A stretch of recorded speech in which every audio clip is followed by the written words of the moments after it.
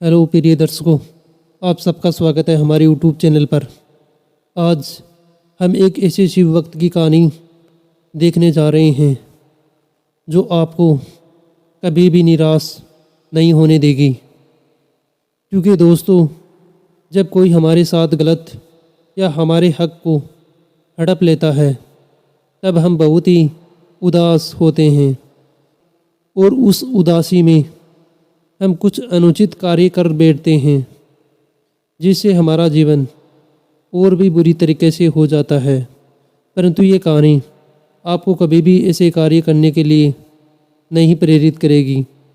जबकि जब भी बुरी परिस्थितियाँ होगी तो आप इस कहानी के माध्यम से सबसे अच्छी तरीके से निपट सकते हैं। तो दोस्तों, हम चलो कहानी की शुरुआत करते हैं। अगर आप हमारे यूट्यूब चैनल पर नए हैं तो ऐसे ही कहानियाँ और भगवान शिव भक्त से जुड़ी सुनने के लिए हमारे यूट्यूब चैनल को सब्सक्राइब करें। तो दोस्तों, एक गांव था, उसमें एक ब्राह्मण के 5 पुत्र थे। 4 पुत्र बड़े थे। खेती खाती बहुत ही अच्छी तरीके से होती थी और एक पुत्र छोटा था। थोड़े समय बाद छोटा पुत्र गुरुकुल में चला जाता है शिक्षा ग्रहण करने के लिए और ब्राह्मण के 4 पुत्र विवाहित थे और अपने परिवार के साथ खेती बाड़ी कर अपना जीवन अच्छी तरीके से बिता रहे थे। पिता थोड़ा वृद्ध हो चुका था, माता थी नहीं। इतने में बहुत समय बीत जाता है। छोटा भाई अभी गुरुकुल में शिक्षा ग्रहण कर रहा है। थोड़ी थोड़ी समय के साथ खर्च बढ़ने पर भाइयों के मन में उस ब्राह्मण की प्रॉपर्टी को लेकर लालच आ जाता है और चारों भाई बैठकर आपस में कुछ डिस्कस करते हैं कि इस खेती से हमारा ही जीवन यापन अब अच्छे तरीके से नहीं हो रहा है। अभी हमारा छोटा भाई भी गुरुकुल से शिक्षा ग्रहण कर कुछ दिनों में आने ही वाला है और उसका विवाह भी होगा, वो भी हमें करना पड़ेगा। और जो भी हमारे पास भूमि है इसमें से उसे देना पड़ेगा। तो हमारे घर का गुजारा कैसे चलेगा? क्यों ना हम चारों भाई इसको पूरी को आपस में 4 भागों में ही विभाजित कर लेते हैं। हमारा छोटा भाई देख लेगा कहीं और अपना जीवन यापन, हम उसे इस भूमि में नहीं देंगे। हमने उसे बहुत बड़ा कर दिया और शिक्षा ग्रहण करा दी, बस इतना ही काफ़ी है, बाकी हम इसे संपत्ति में नहीं देंगे। ये सोचकर ब्राह्मण के 4 बेटे उस पूरी भूमि को 4 भागों में विभाजित कर लेते हैं। वृद्ध ब्राह्मण ये दृश्य देखकर बहुत दुखी होता है। वृद्धावस्था के कारण वह कुछ कर नहीं पाता है और ईश्वर के हवाले छोड़ देता है कि ईश्वर मेरे पुत्र के साथ न्याय अवश्य करेंगे। इन मूर्खों का क्या, ये अज्ञानी लालच में अंधे हो गए हैं। इन्हें ये नहीं पता जिस भाई के ये पिता समान है उसी के साथ इतना बड़ा अन्याय कर रहे हैं।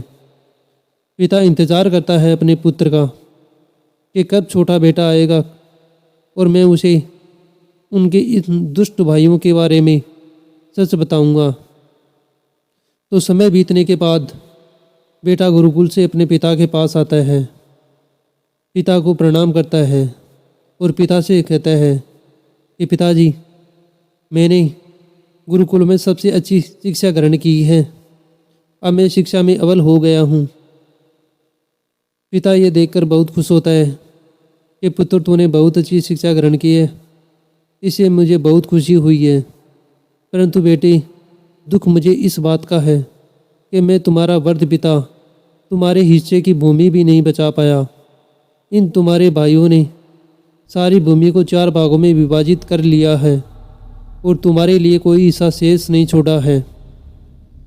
तो लड़का घबराता नहीं है, कहता पिताजी कोई बात नहीं, मुझे शिक्षा मिली, इससे बड़ा मेरे जीवन में कोई उपहार नहीं। धन और भूमि तो मैं अपने कर्मों से अर्जित धन से पुनः प्राप्त कर लूँगा। तभी वह अपने पिता के पास रहता है। कुछ समय बाद उसके पिता उसे कहते हैं, बेटे मैंने सुना है कि पास के किसी गांव में यज्ञ होने वाला है। वहाँ पर कुछ ब्राह्मण आएंगे तो उनकी कुछ मदद करना, जिससे तुम्हें वह थोड़ा बहुत धन दे जाएंगे। लड़का विद्या में पूर्ण हो चुका था, उसे काफ़ी ज्ञान था।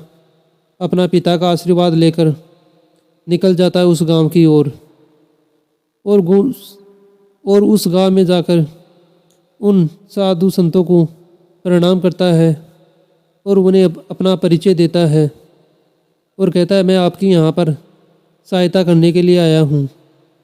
ब्राह्मण बहुत खुश होते हैं, कहते हैं, अच्छी बात है बेटी, तुम हमारी सहायता करने के लिए आए हो। हमें यहाँ पर हमेशा यज्ञ करते हैं, तो चलो तुम हमारी सहायता कर दो इस यज्ञ में। इस बची हुई यज्ञ का धन होगा वो हम तुम्हें देकर चले जाएंगे, जिससे तुम्हारा भी जीवन यापन हो जाएगा।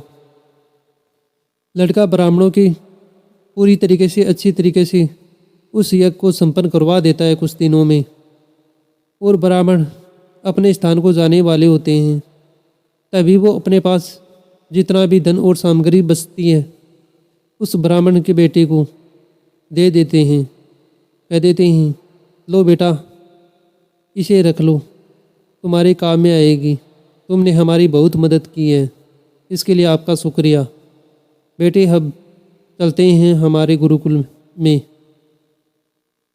फिर कभी भी तुम्हारी आवश्यकता होगी तो हम तुम्हें अवश्य बुलाएंगे। लड़का कहता है, जी ज़रूर, जब भी आप मुझे बुलाएंगे तब मैं आपके पास हाजिर हो जाऊंगा। इतने में ब्राह्मण तो वहाँ से चले जाते हैं।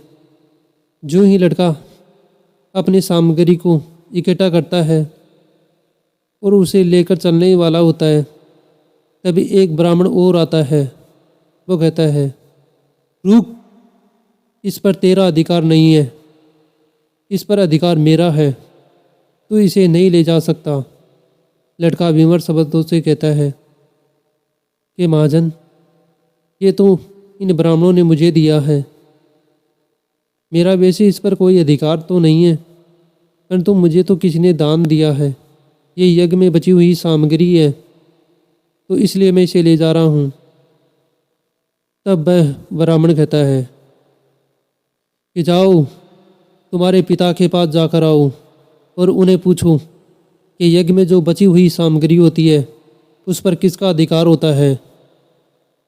लड़का ये बात सुनकर कहता है, ठीक है, मैं अपने पिता के पास जाकर आता हूँ, तब तक आप यहीं ठहरिए। वो लड़का अपने पिता से जाकर पूछता है, पिताजी, जिस यज्ञ को मैं संपन्न कराने गया था, उस यज्ञ को मैं संपन्न कराने के बाद उन ब्राह्मणों ने मुझे बची हुई सामग्री और धन दिया था, परंतु पता नहीं एक ब्राह्मण कहाँ से आ गया और उन्होंने मुझे कहा कि इन पर तेरा अधिकार नहीं होता, इस पर मेरा अधिकार होता है, और मुझे आपके पास पूछने के लिए भेजा है। तब वृद्ध पिता कहता है, कोई बात नहीं बेटे, तुम खुशी से उन्हें उसका अधिकार दे दो, ईश्वर तुम्हें तुम्हारा अधिकार अवश्य दे देंगे। लड़के जाता है उस ब्राह्मण के पास, कहता है, महाराज मुझे क्षमा कर दीजिए, मैं अज्ञानी था, मुझे नहीं पता था, सच में इस पर अधिकार तो आप ही का है। और वह उन्हें दान दे देता है। इतने में ही वह ब्राह्मण अपने असली रूप में आ जाता है। दोस्तों, वो ब्राह्मण कोई और नहीं थे, वो भगवान शिव थे, जो अपने भक्त की परीक्षा लेने आए थे कि क्या इन्हें अभी भी इस परिस्थिति में धन का मोह है या ये अपने सत्यता के मार्ग को अपनाए रखा है।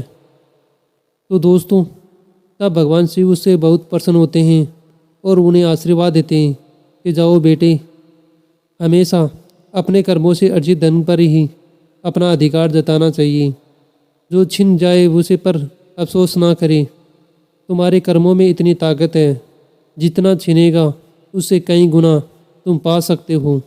तो दोस्तों, हमें इस कहानी से ये सीखना है कि जब भी आपके साथ छल कपट या आपके धन को कोई अड़प लिया जाए, अगर आप उसे लेने में असमर्थ हैं तो चिंता ना करें।